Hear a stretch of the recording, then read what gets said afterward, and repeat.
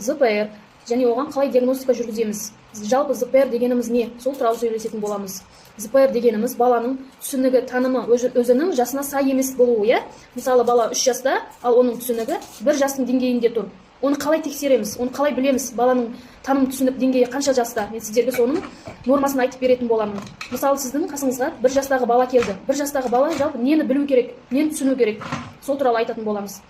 1 жастағы бала бір сөзді кетістікті түсіну керек. Мысалы, отыр, тұр, аяғын көтер, қолыңды көтер, көзіңді аш, жұм деген сияқты етістіктерді түсіну керек.